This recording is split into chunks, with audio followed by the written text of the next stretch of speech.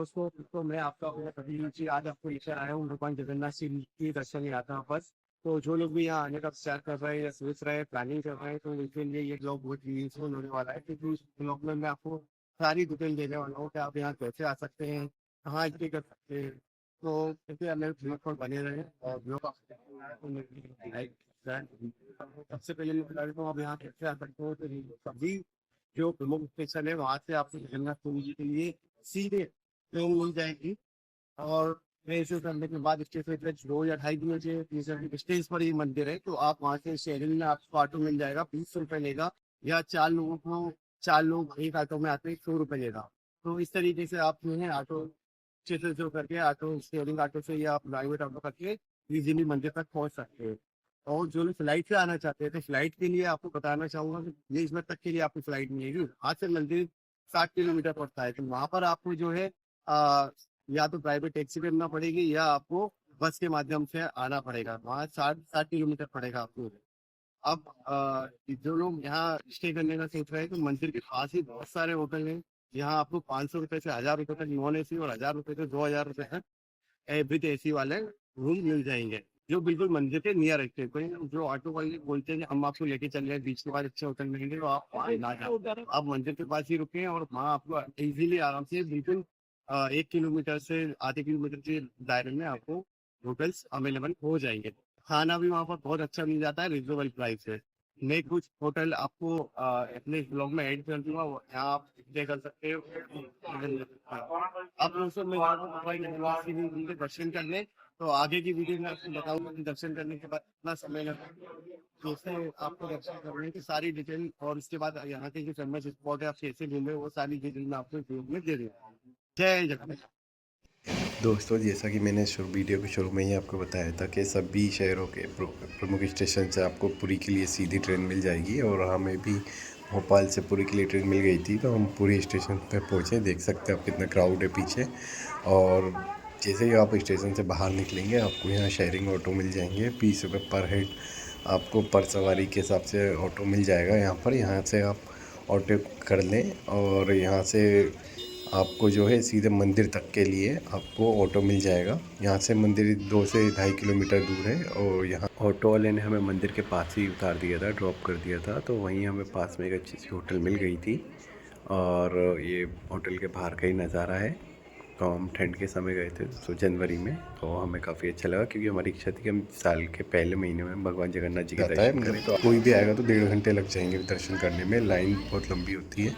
उसके बाद जैसे ही आप दर्शन करके निकलें तो मंदिर की परिक्रमा ज़रूर करें। सबसे पहले वहाँ हनुमान जी का जो है मंदिर पड़ेगा, बहुत अद्भुत दर्शन होंगे हनुमान जी के। तो आप बिल्कुल दर्शन ज़रूर करें और फिर उसके बाद परिक्रमा ज़रूर करें, क्योंकि यहाँ के 4 द्वार होते हैं। तो आप जो जैसे ही आप परिक्रमा करेंगे तो यहाँ पर आपको चारों द्वार के दर्शन होंगे। जैसे ये अश्व द्वार है, जब परिक्रमा करेंगे तो सिंह द्वार से परिक्रमा दर्शन होते हैं। फिर वहाँ से निकलने के बाद आप परिक्रमा करेंगे तो सबसे पहले अश्व द्वार पड़ेगा।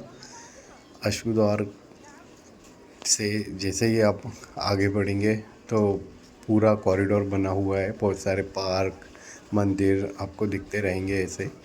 तो कॉरिडोर घूमते घूमते आप चारों द्वारों के दर्शन करते हुए चलें, आपको बहुत सुकून मिलेगा, क्योंकि इन चारों द्वारों का अपना बहुत महत्व है। और इन चारों द्वार से ही आप दर्शन कर सकते हैं।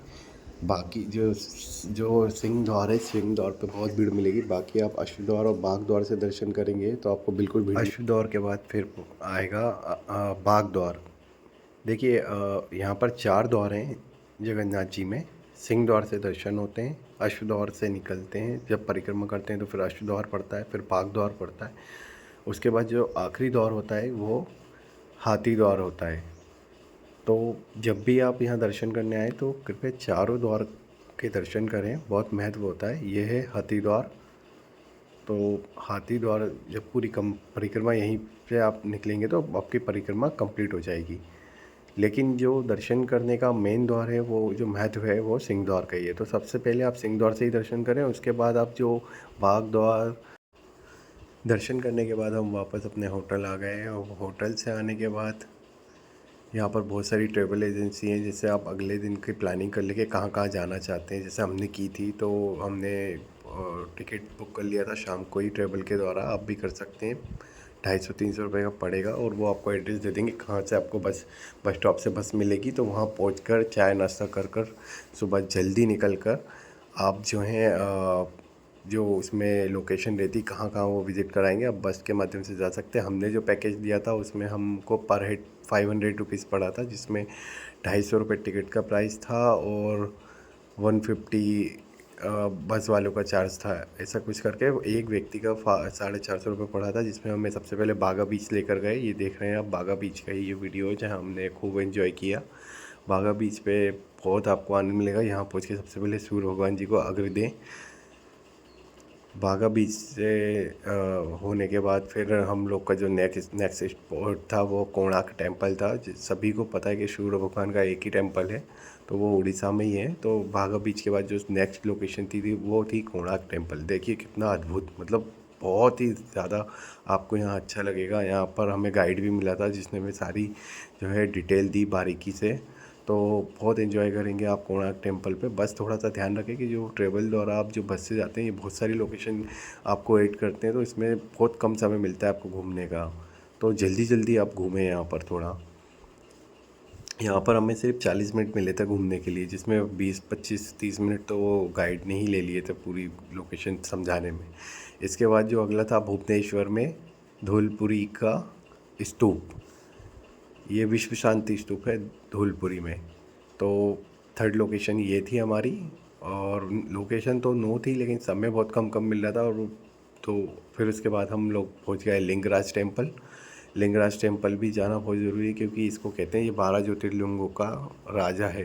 तो 12 ज्योतिर्लिंगों के दर्शन तभी कंप्लीट होते हैं जब यहाँ पर आप दर्शन कर लें। इसके बाद हम पहुँचे ननकाना ज़ू।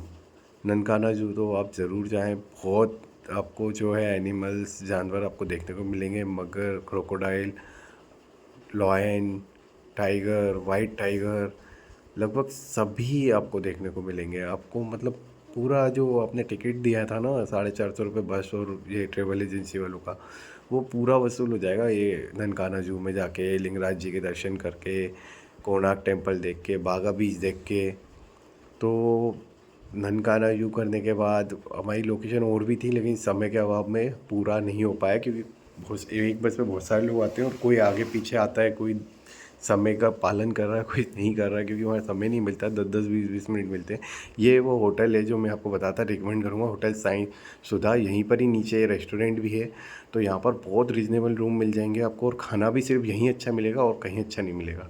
इसके बाद हम गए थे बेड़ी के हनुमान जी। बेड़ी के हनुमान जी मंदिर आप ज़रूर जाएं, क्योंकि यहाँ श्री जगन्नाथ जी ने समुद्र को रोकने के लिए यहाँ इनको बेड़ी बांधी थी, ऐसी कहानी है। तो अच्छा लगेगा यहाँ जाकर भी आके। इसके बाद फिर हम लोग भगवान जगन्नाथ जी के जो मोची का मंदिर कहते हैं वहाँ गए, जहाँ जगन्नाथ जी की रथ यात्रा के दौरान जो रुकता है उनका रथ, जो थोड़े दिन स्टे करते हैं, वो यही जगह है। तो आप यहाँ भी जा सकते हैं, लेकिन ये मंदिर खुला नहीं रहता, ये सिर्फ उसी समय खुलता है साल में 15 दिन के लिए, जब जगन्नाथ जी की यात्रा रहती है। तो लगभग इस छोटे से व्लॉग में मैंने सारी चीज़ें आपको जो है बता दी हैं कि आप कहाँ रुक सकते हैं। फिर समय तो बहुत मिलेगा वहाँ पर आपको, अगर 2-3 दिन लेकर आते हैं तो आप शाम को भी दर्शन करें। बहुत मंदिर में इतना अद्भुत लगता है, रात में भी बहुत अच्छे दर्शन होते हैं। तो आप ज़रूर यहाँ की यात्रा करें। और यहाँ पर जो मैं एक पॉइंट बताना भूल गया कि आप फर्स्ट टाइम आप जो है सिंह से दर्शन करें। उसके बाद जो आने जाने के आजू बाजू के जो बाग द्वार और अश्व द्वार जो मैंने बताया, वहाँ से भी आप दर्शन कर सकते हैं। वहाँ बहुत बिल्कुल लाइन ही नहीं मिलेगी आपको ईजीली आपके आधे घंटे में दर्शन हो जाएंगे। तो जो नए लोग हैं, ये इन्फॉर्मेशन उनके लिए थी दोस्तों। तो इसके बाद हमारी यात्रा कंप्लीट हुई और अब हम स्टेशन से अपने शहर के लिए निकल दिए हैं दोस्तों। तो आपको अगर ये मेरा छोटा सा ब्लॉग हेल्पफुल लगे, अच्छा लगे, तो लाइक और कमेंट ज़रूर करिएगा। और किसी को कोई डाउट हो तो ज़रूर मैसेज में मुझे बताइएगा, तो मैं जो भी हो अपनी तरफ से आपको रिप्लाई करूँगा। तो उम्मीद करता हूँ आपको मेरा ब्लॉग पसंद आया होगा। तो दोस्तों मेरे चैनल को लाइक सब्सक्राइब ज़रूर कीजिएगा। Thank you so much. जय जगन्नाथ को